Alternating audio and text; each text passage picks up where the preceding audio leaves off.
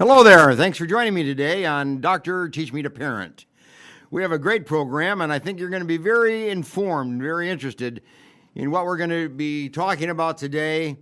Unfortunately, it's a sad topic in a way, but it's a topic that still has hope, a topic that still involves the energy of individuals to overcome a point of difficulty in their life, divorce.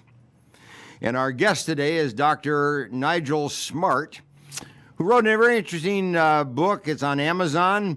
It's called Bouncing Back from Divorce, and has a very special orientation towards kids and children and boys, to making sure that they are not lost in the process of what takes place, and that there's recovery, and that there's a new life, there's a new future, and a new direction. So we're going to talk to Dr. Smart as he unfolds his book for us, and some of the concepts and the thoughts that he's had as he's walked this journey of divorce. And many of you have walked the journey of divorce. Many of you have walked it alone.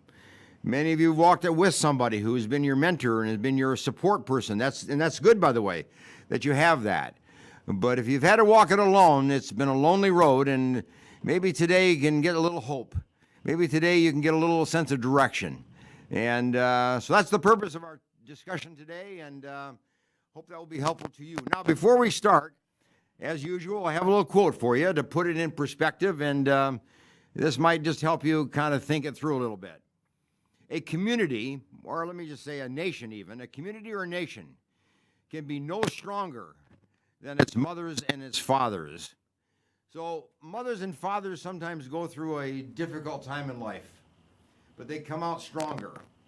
And because of that, the community is stronger, the nation is stronger. Diversity and adversity creates stress, as we know. And we become stronger under such circumstances if we approach it. If we approach it in the right manner, we approach it with strength, we approach it with fortitude, and we approach it with wisdom, and we approach it with some creativity. So divorce need not be the devastating experience that it might be for many. And today we're going to see how we can not just overcome it, but bounce back from it. And I think that's a different concept. When you bounce back from something, you come back stronger. You come back with a might. And so that's why the concept of bouncing back from divorce. I like the topic, I like the title, and I like the author, Dr. Nigel Smart. So welcome, Dr. Smart, to our discussion today, and welcome to America, in a way. You're from England, and we have common roots, having been in Canada about the same time together, and so you've been a traveler. So in your experience of divorce, just put this into perspective, will you? You were married when and divorced when? Just give us a little bit of a framework. The marriage that I've been that I divorced from recently, I married in '94. And then I got hit with the devastation in 2015, and we finally divorced 2 years later in 2017. So I've been 3.5 years now back as a single guy. Yeah, that's what I was wondering. So it's almost 4 years now since that's happened. Yeah. And would you consider yourself having bounced back, or are you still bouncing back? Help me understand that. I think it's an interesting way you phrase that, Allan. Yes, I have bounced back, and a lot of people that know me will tell you that. But you don't bounce back and stop. You know, that's right. I believe in life as a continuum, and so it's a progressive development of, you know, the way you were stopped very abruptly, I should say. But then you rebuild and you bounce back. And it's not just you bounce once like a tennis ball. Yeah. The tennis ball bounces several times. And you continue to grow. And I think the real key here, and the message that I'd really like to share with your viewers, is it's not a one-stop process. That's my point. It's like going to the gym. It's an ongoing, it's a developmental process, I would call it. And it's continuous. If you want to stay in good health, you've got to keep going to the gym and working out. And I believe the same is true about bouncing back. You bounce back, but then you continue to grow. And the secret to being fulfilled is to continue to grow. Yeah. So you, in your book, have what I could refer to as the bookends of Yes. your thesis of what you're trying to say. And the bookends are two messages. One is, it's not your fault. There's light at the end of the tunnel. You got to look at it that way. It's not your fault. There's light at the end of the tunnel. And the other one is, you don't give up. You never give up. So there's light That's at the end of the tunnel, and forgiving yourself, but making sure that you don't give up and that you keep going forward. How'd you come up with those two bookends? Well, Allan, as I shared with you before we came on air, and you mentioned, yes, I am from the UK. I grew up in the north of England in a mining town. And one of the things that we learn in the UK is, in England, is, we've got the Churchillian spirit, or the Dunkirk spirit, as my father always used to say. Sure.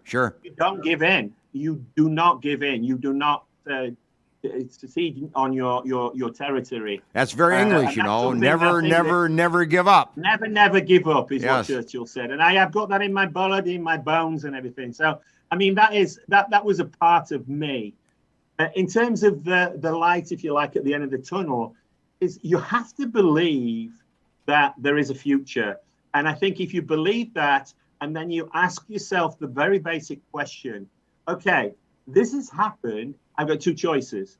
I either go away in the corner and cry about it, I become a victim, and it gets worse. Or you stand your ground and say, okay, it happened. Part of it maybe was my fault. Maybe it wasn't my fault. It doesn't matter. It's what are you going to do now? Because if you want your life to continue and to have a good life, you've got to ask yourself some very, very basic questions of what you want your life to be now and in the future. That's we're a people, Nigel, we're a people that like to know what our future is. Yes. And what you're really suggesting here in your book is that there's light at the end of the tunnel, but we don't know what that light is. We don't know what's going to result. We don't know what's going to come to us. We don't know what this will result in. So we're walking blind. And a lot of people have trouble with that, have a hard time kind of looking at it from that perspective of being blind. They want to know. I understand that. Listen, I understand that. But I'll quote a very famous son of California in President Ronald Reagan. Yes. He always said our best days are still ahead. So as Californians, maybe you want to hang on to that and say, okay, I agree with that. If our best days can be ahead, but I need to do something about it. And I need to ask myself, where am I now? Yes. What's right in my life?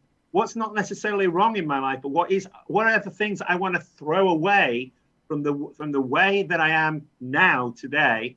And who do I want to be in the future? Who do I want to be in 3 years? Not just for myself, yes, but if I've got a family, my children, and I know that's very important, and you like to focus on that. Yeah. I like that section where you really talk about analyze your own personal strengths. Yes. You have strengths. You're going through a difficult time. That's true. You're going through a devastating experience, but you still have strengths on which you can draw and on which you can depend, to move forward in a favorable way. How do you size that up in your own experience? Allan, I like to look at things this way. I like to look at a person or myself in this way is, what do I want from my health? What do I want from my relationships? Yes. What do I want from my career? What do I want from my financial side? And what do I want in my love life, maybe, in my romantic life? And then the sixth thing is, what do I want to do that's bigger than myself? How do I want to contribute? How do I want to That's an interesting concept. Very important. I want to give back. How do I want to give, whether it's charity or some philanthropic thing? And we can all believe me. You don't have to be a billionaire to be a philanthropic. You can do something in your local community. And when you see the benefits of a small thing that you've done and the feeling that you get back, that raises you up. That gives you confidence. That gives you self-worth. Your self-esteem is what's most battered in a divorce. You think what I that have you're found in worthless, people, and you have to build that up, Allan. Yeah. What I found in people who divorce is often a external orientation. Where can I go? What can I buy? What can I do now? How can I change my life in some way? How can I find somebody new? It's all that external thinking. But you have kind of turned it upside down, and you look inside yourself. That you have Allan, personal strengths, you have internal strengths, you have experiences on which you can draw, you have abilities that maybe you hadn't really developed, but now you can in a kind of a different context. So you've Allan, kind of turned it upside down. We all have the capability for that, and we just need to turn that on. And one of the things that I do when I coach people is I'll teach them, first of all, it's an inside game. It's what I call an inside game. Sure. It's like you've already won. You just have to decide in what way you want to win. Most people fail, if you want to call that, and that's not a term I like to use. I call it interim setbacks, because I don't like to use the word fail because it creates a negative emotion in your head. Yes, it does. What we're trying to do is empower people, Allan. And to empower people, you've got to be careful with your language. You've got to be creative, and you've got to look inside. We have everything we need in here. It's really about, am I going to take charge of who I am? To do that, we must know ourselves. So what I like to do with people is to do, as I say, I like to do this granular analysis where we sit down and we say, okay, these 6 things, where are we strong? In my personality, in my skill set, in my life, yes. How do I measure up on those 6 things that are the core things around which I want to build my future life? Then what I would do is then ask people, Allan, tell me about how you want your life to be. Design the ultimate life. Dream for a moment. Visualize what you want to be, how you want to be, and then do exactly the same exercise. And then what we do is, and I use this all the time in my tech business, we do a gap analysis. We look at the now and the future. Yeah. And we say, let's close that gap. What do we need to do in the middle? And that's the area for growth development. And we say, okay, we need to do, now we can build a roadmap, Allan, for anybody. We can build a roadmap and we can guide you there. You only have to make small changes every day, every week, every month. And then within a year. And everybody has their own starting point, I assume. I'm sorry? I suppose everybody has their own starting point. Everybody. Yes, they do. Nobody starts at the same place. Allan, it doesn't matter. It's not a competition. No. This is about you and how you want to live and what is going to make you happy. And what will help you get started? Where's the starting point? Everybody needs that initial kick, that initial starting point. You have to have the desire to want to change. And there you are. That may be it. You've got to have the desire to change. And usually, I'll be honest with you, you have to hit rock bottom. It's like a drug addict or an alcoholic. Usually they have to hit rock bottom before they say, enough already, I need to change. My experience of the divorce that I went through was, it was such a challenge for me. I was going to say a devastating experience, but I don't want to bring that back. Sure. It was so hard for me. Yeah. It took me about 18 months to actually put all the pieces together. Mm-hmm. It's something that... If a person has a starting point in which you're now, suggesting, then the next step kind of flows, doesn't it? Kind of naturally. It does. It isn't a hard measure to work out. You got to have, but the hardest part is getting that starting point, and then starting down the path. Yeah, you have to realize that if you want to be happy, yes. If Einstein said the same thing. If you continue to do the same thing over and over and over again and expect a different outcome, then it's the first step of it. It's the first moment of insanity. So if you accept that, people have to accept the fact, look, if I want a different life, then I need to change first. You can't expect everybody else to change. Yeah. You need to look at, as Michael Jackson said in his, in one of his hit songs, take a look in the mirror. Take a look in the mirror first, and look at yourself. Yes, there are some things outside that you might want to change, Sure. Allan. That's why I But was think if placing you the look at emphasis yourself- upon that internal starting point. You got to start with yourself, Yes. not externally. I think, That's correct. once you have an internal starting point, you're going to work with yourself and bring about some change in yourself. Then changes start to flow externally as well. You referred to that in your book in terms of personal transformation, I think, is the concept Yes, that you that's right. introduced. That to me, that's a critical beginning point. You have to Yes. look at yourself, change yourself, not look at everybody else and how everybody else should change and how Right. everybody else should do whatever you want them to do, but That's start correct. with yourself and bring yourself to a new place and to a new level and to a new beginning point. Absolutely. And as I've said, the way to do that is you look at yourself, you write down everything very, very granular about yourself.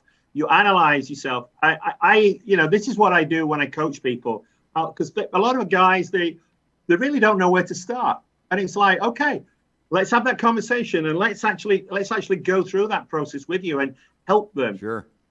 Once people get guided, just like anything else, Alan, just like at the gym where you might have a personal trainer, once they get it, it's like, oh, okay, now I can get it all down, and I realize some of the things that are not right, the things that are not desirable for me. Sure. Because now I'm going to chart a new course for myself and a new course for my children and a new course for me and my family. Yeah. Without the other person. Share a little bit about your own personal experience. What was the beginning point for you? Where did you have to kind of face the fact of life and do something about yourself in the beginning stages of this process of bouncing back from a traumatic experience, divorce? Well, there are two things that I value, that I've really always valued in my life, and obviously my family is one of them. I have a pretty big family. I love my children, but they got damaged in the circumstances. They got damaged, particularly one of my boys got really. He was a 15, 16-year-old kid, and he was at that difficult age. A 16-year-old is as you probably know. It's a tough time for boys. They're not a man yet, that they're not a kid any longer, and they're wrestling with their hormones. And so, I butted heads with him just the same as I did with my father at that sort of age. Sure. So that was a difficult time. That was very upsetting for me. The wrangling that was going on because we had lawyers. Remember, I had businesses, and so we had attorneys for the business and attorneys for the divorce. So the two things were, obviously, your career was getting derailed, and that was a big piece of one's identity, because I've been a scientist for 30, 40 years. And so both of those things were being derailed. I felt I was being alienated from my family because of what was going on. Inevitably, the children never get divorced, Alan. No, they don't. They're in the middle of it. Yeah. And they're the collateral damage. And sometimes we do that by neglect, but that's not the intent. No, it just as a result of the process that you have to go through. The way the courts handle things isn't the best. It wasn't a good experience for me. And that's why you got to take charge of it. Yes. You got to take charge of it yourself. You can't let a court or somebody else make all your decisions. Well, people make decisions which, let me tell you, you don't think are fair. But unfortunately, even though you have good, expensive counsel, it doesn't necessarily mean that you're going to get a fair ruling. That's right. And so you have to accept things in life. This is what life is about. You don't always get what you want, but maybe you get what you need, as a Rolling Stone said. That's right. And so those were the triggers for me. It was like, how much, I've got to arrest this downward spiral in my life, because the identity of Nigel was being erased. I like that concept, because it is a downward spiral. It is. And you have to take charge of it. You have to arrest it, to use your word, because you can't just let it take its own course or let somebody else control it, whether it be the court or that's right, or the mother or relatives or whomever. You got to take charge of that downward spiral and stop it and redirect it. you do go through a period of free fall, and I think that occurs because I'm a very directed person. I put structures in place because Yes. of the way I've been trained scientifically. So I'm used to structure and I understand things. But when you have a brain like mine and you still are out of control, and it's like your automobile. It's like driving a Ferrari. People call me a Ferrari Sure. or a McLaren. But I'm driving a Ferrari, and then all of a sudden the throttle cable gets stuck on, and I can't stop it. It's pretty scary. Yeah. But one of the other things I'll share with you. I think I told you I like to use stories to emphasize the point. You asked me about how do you change things, or what makes you change things. I do vintage sports car racing, and you're hurtling on a track, Allan, as if you say you were on a Pocono Raceway or on the Indy track, and you've got this big concrete wall in front of you, and you're hurtling towards it 100 miles an hour. A rookie, when he turns into the corner, looks at the wall. He brakes very, very hard, mind you. Yes. He looks at the wall. And he struggles to get the car around the turn. And if he's not a very good driver, he may hit the wall. And an experienced driver never looks at the wall. He points his sight in the direction that he wants to go. And he puts his foot down and he steers the car around, and he does it quick. He does it fast. We call that focus. So the metaphor here is, which really piggybacks on the point you just made, or point that you just asked me about, is once you decide I've got to do things, you've got to look at where you're going. You can't look at your wall, otherwise you will crash into it. That's right. You will crash into the wall. You look around the corner. You look around the thing that you're trying to avoid, and you focus on where you're going, and then you can put your foot down and power through things. And I like to teach people that. I like to share people because they get it. They understand, if they watch NASCAR or anything, that going around the corner, they'll hit the wall. I use that as a metaphor for life. Don't look at where you don't want to go. Focus on where you want to go, and then build a strategy in to get you there. I like that concept, because in the grieving process of divorce, it's easy to just kind of look at yourself and get off track, not focus properly. That's correct. You say, look at the wall where you don't want to go, because you don't want to hit the wall. You want to go beyond the wall and go around it and move forward. And it's hard in a grieving process to keep that focus and to keep that forward motion going. It is. And so there are things that you have to do. What you're talking about is the grieving process. Listen, you're going to go through an element of the grieving process. Yes, absolutely. But what you can't do, there's a difference between grieving, Allan, and pity party. The pity party is not going to get you anywhere. I've been in a pity party, and most people that I know have. The issue is, and my son reminded me of this, this is a principle I taught my boy when he was 17, 18, my first son. I said, look, you can be anything you want. You can have down days, but you can't stay there. Your character will not allow you to be in a negative situation indefinitely. The way you're built, the way your mind should force you, it should allow you, if you like, the luxury of feeling sorry for yourself for a little bit of time. What was his response to that? After that, you've got to get out. You've got to come on and you've got to take control. In our case, we're men. Act like a man and step up. I like that. How did he handle that? How did he respond to that? My son? Yes. When my divorce went through, this is my older son, he turned to me and said, "Come on, Dad, remember what you told me?" He gave it back to you. Here's the student teaching the professor again, And I said, yeah. I said, you're absolutely right. Thank you for reminding me of that. Listen, we're human beings, Allan, and we get caught up in life. Sometimes we need stimulus from the most unexpected place to actually just remind us of what it is that we're all about. Sure. And in this case, for me, it was one of my sons turned around and said, "Dad, you remember what you told us? You can't stay there. Come on." Yeah. Set the example. And it was great. It was great in another way, because it was like, oh, you actually did listen to me after all.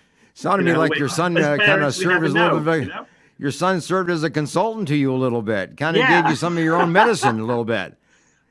I find that amusing, but also heartening, because, as I say, sure, he has that built into his operating software in his head, and so as a parent, I know that when he meets his challenges in life, that will kick in for him. And as a parent, that's I right. want my children to be equipped with the skills and knowledge to be able to overcome their own challenges in life. Right. Hey, we're going to take a break here for a minute. You've been talking very well and give you a little break. But when we come back, I want to ask you the question regarding, keep on this topic of the kids.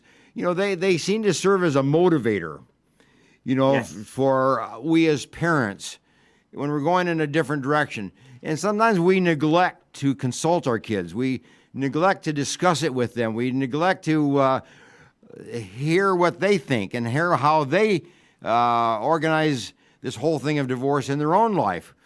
And they're really a resource to us that we often neglect.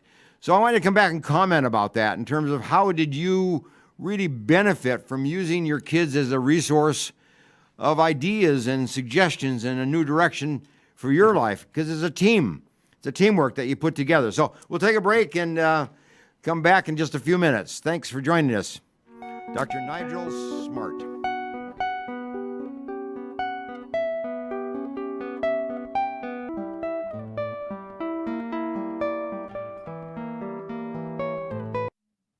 All right, welcome back to Dr. Teach Me to Parent. And today we are interviewing our guest, Dr. Nigel Smart. Comes to us today from the Philadelphia area, but originally coming out of England, and went through a difficult divorce situation. And as a result of that, formulated some ideas and recovered. And what he refers to is he bounced back. And then put that into a book entitled Bouncing Back from Divorce. And today we're talking about his experience and writing of this book and guidance and suggestions that he has for all of us when we go through a difficult time. This isn't just information that would help you through a divorce. This is information that would help you face any trauma or any stress point in your life, any difficult downturn in your life. There are some principles here that need to be implemented and followed for you to come out on top, in which he then refers to as bouncing back. So you come out on top of this thing and not get covered by it. But when we took a break, I asked him the question, kids are motivators. Kids often have wise counsel for us. Kids often tell us some very important information that we need to remember and we need to take note of, and we need to consult our kids. Dr. Smart, were your kids helpful to you in this process? Did you consult them, and did they have ideas that you benefited from? I think so. Some of my children were quite young. I have quite a spread in range of my family. It's been building for quite a number of years, in fact, decades.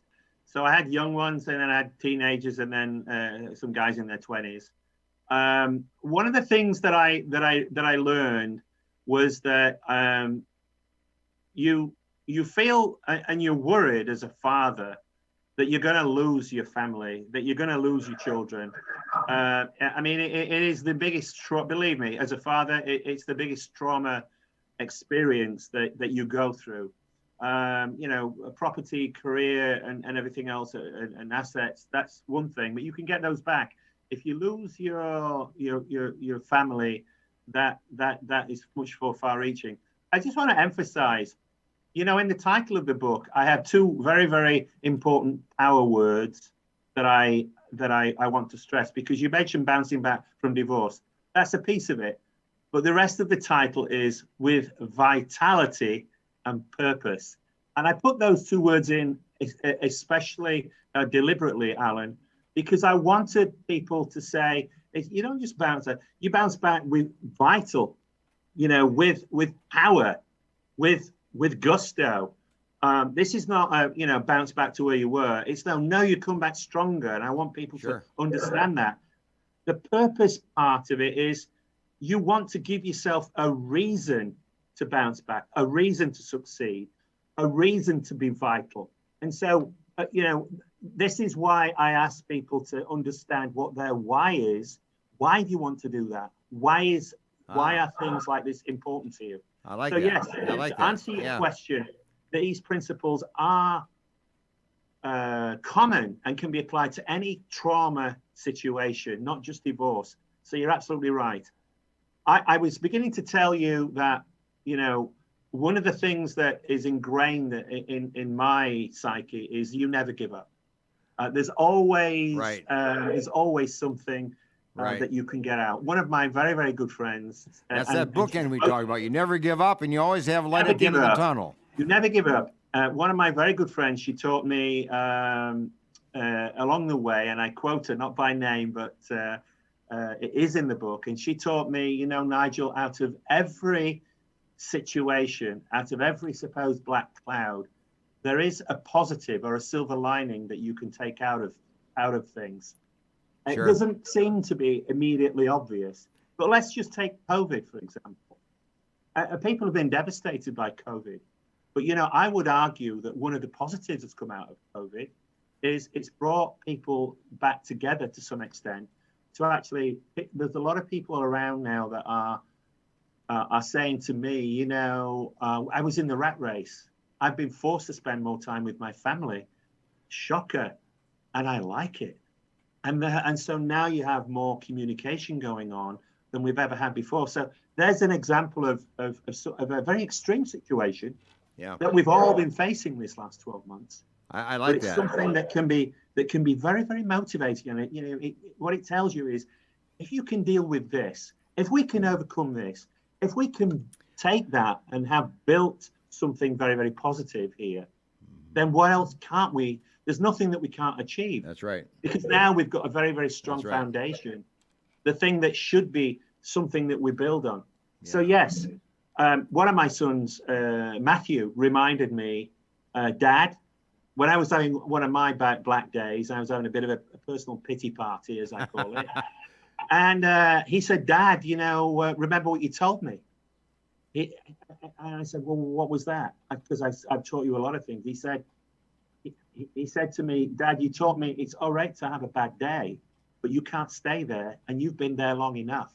You've been there a couple of days. Good for him. Come on. Good for him. He kind of woke you up, didn't he? Let me explain the reason why that resonated so strongly is, as a parent, you hope that you're influencing your children in the right way. Yes. You hope you're teaching them something. That was a very, very, very strong message, that something that I had planted as a seed decades before had actually taken root. And he had the temerity to actually come back to his father and remind him that, Dad, you're not walking your talk. So yeah, there's a very poignant example of how one of my sons said to me, had a very positive effect on reminding me who I was and what my principles are. Yeah. The thing that's very, very important is... We often overlook that, don't we? In the sense of we have kids who are wise and can be helpful to us, but we neglect to bring them into the problem, bring them into the solution, bring them into the growth process, because they grow too as they come into our situation, to our problem. They also benefit from that. Say, in your book, you talked about the whole bouncing back concept of being a marathon and not a sprint. That's right. Which I gather you're really saying this is a long process. This isn't something you do today and you stop tomorrow or the next day or whatever. It's an ongoing lifestyle. This is I think that's the message that I want to communicate to people, Allan. It's look, I think, especially in California, where I mean, it's a fitness lifestyle mecca. We all know that, okay? Sure. I mean, you tend to set the health and style standards for the rest of the country. Sure. We know that if we want to be healthy and have a lifestyle, we exercise, we eat carefully. That's right. We don't do that just one day a That's week. right. We do it as a continuum. So why don't we apply that same principle to how we want to live the other part of our life? Which is so. It's a case of, look, you're not going to fix it and then everything's going to be hunky dory. Yeah. You're going to fix it to a point, and then it's going to be a continuum of applying the same principles to stay, one, in condition, but two, life changes. Look at this year again. Life changes. And unless we grow, Allan, unless we become more adaptable, and unless we get into a habit, again, I'm talking habits and rituals, unless we get into those habits of change, then we're not going to be able to deal with the next problem that comes along. Because life is going to throw problems up. I would look at it this way. You have to stop a bad habit before you can start a new habit. So you have to understand what your bad habits are, what contributed to the breakdown, so to speak. And then you can start some new habit patterns. And then you have to stick with them and just pursue them and make them work. And I'm a great believer in what we call the accountability coaches. All right. Your accountability coach can actually be your child. Your accountability coach, it can be, Dad. You're gonna do 50 push-ups every morning, and then you're gonna lift so many pounds. So you're down in your basement or in your garage where you've got your weights. And the kids are going to come in and they're going to actually grade you. They're actually going to say, come on, Dad, I want to make sure you did them today. Because if I don't, we will find a reason. Sure. Oh, I was busy today. I'll do it tomorrow. And then tomorrow comes and then I'll do it the next day. And listen, Allan, we all do this. I do it. Yeah. But on a lot of the things that I have, and this is what I try to teach people, is I have accountability coaches that make sure that if I'm going to do something, whether it's in divorce or fitness or anything else, they're going to hold me accountable. In business, am I going to, just as an example, how this is transferable.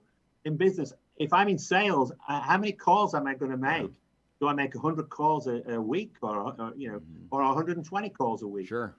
So if somebody holds you accountable, you're more likely to actually implement that. That is always proven. That's always proven to be a good way to make changes in your life. Is to have that accountability person in your life and be held accountable. And sometimes you have to do it to yourself, but you can do it. You can do it. You wrote this book now, Bouncing Back from Divorce, and it's available Amazon, right? Amazon, Kindle right now, yes. Now, in 90 days, it'll be out on paperback, but right now it's just on Kindle. On Kindle, but it'll be out in paperback, so they can get it through Amazon. But would this be a book to be read by somebody starting the divorce process, or would it be helpful for even somebody who is 2, 3, 4 years beyond?